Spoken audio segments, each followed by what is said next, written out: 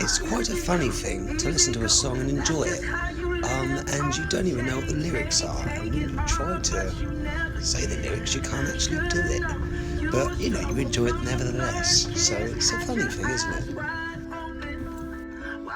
And then I start to think about these people that got into a space shuttle. There were 7 of them, and they got on it, and it took off pretty impressive. The birds didn't like it much, but then unfortunately it exploded after 74 seconds, and that's really bad. If you pause this, you can actually see a little bit about it, and there they are, and that's a real shame. And it must have been a very awful time for their parents and their friends and their loved ones and their pets. Everyone concerned in their lives. It must have been dreadful because sadly they had died. But luckily I had got to the fridge and I had managed to get to my dog food, so you know, I was doing all right. But it did play on my mind, these incredibly brave people. I mean, what does it take for someone to strap themselves to that much fuel, fire up into the air? It takes a lot of guts, and I wanted to look more into it and see what kind of people they really were. I mean, I was fascinated. It was a terrible thing because by all accounts these people had basically died trying to help us learn more about outer space.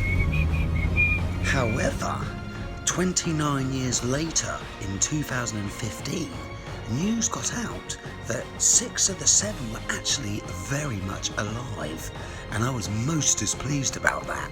And it wasn't the fact that they were alive that displeased me, it was the very fact that a lie can get halfway around the world, or the globe, before the truth can even get his pants on.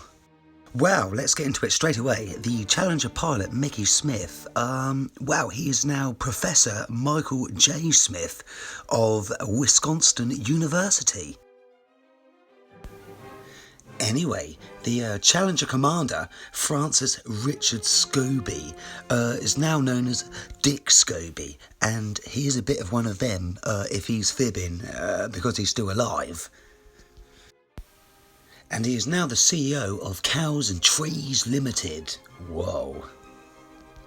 And all this information had really got to me, so I took a quick detour on the way back. I had to get rid of something once and for all. And here we have Judith Resnick, the Challenger Mission Specialist. She is a professor of Yale Law, and she must be smoking something because she's not even bothered to change her name. And I was very displeased and very upset with NASA, because when I was a kid, you know, I thought they were pretty cool. I now know that the likes of Disney and other people sort of made them, so, you know, I'm a little bit disappointed, to be honest with you. And, you know, NASA, come on. Why are you pulling the wool over our eyes? And here we have Christopher McAuliffe. She was the Challenger Payload Specialist. Wow. Well, what would you know? Well, during her astronaut days, she went by her middle name, Krista, but now she just sort of goes by her real name, Sharon, which is her first name, and she was a teacher as well.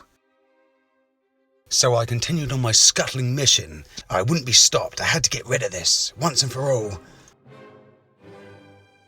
And here is Ellison Onizuka, who actually claims to be his identical twin brother, Claude. Oh, Claude, why have you done this to me, man? Why? Can you not understand what you've done to me, to the children of this earth? You and your team, what's happened? Very disappointing.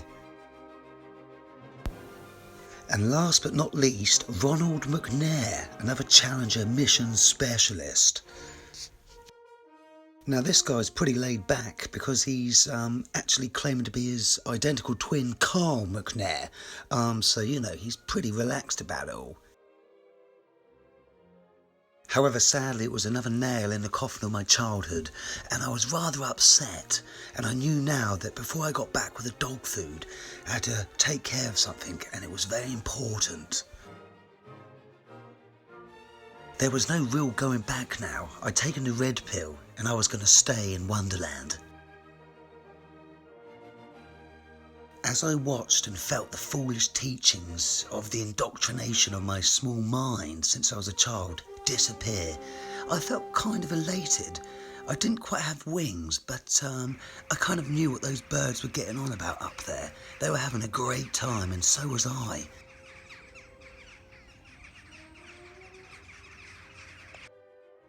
And so I pondered back to the vehicle, Hector, as I like to call him.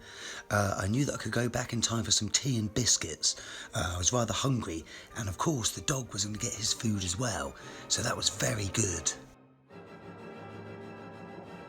I would go back now and rest for a little bit, and in a few days I would return with some more information for whoever would be kind enough to listen to me.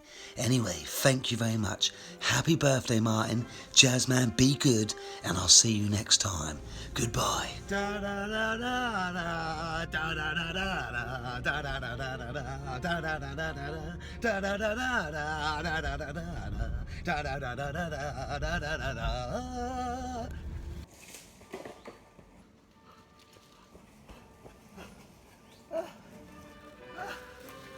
Well, it was easy getting there, but it was hard to get back. Awesome, man.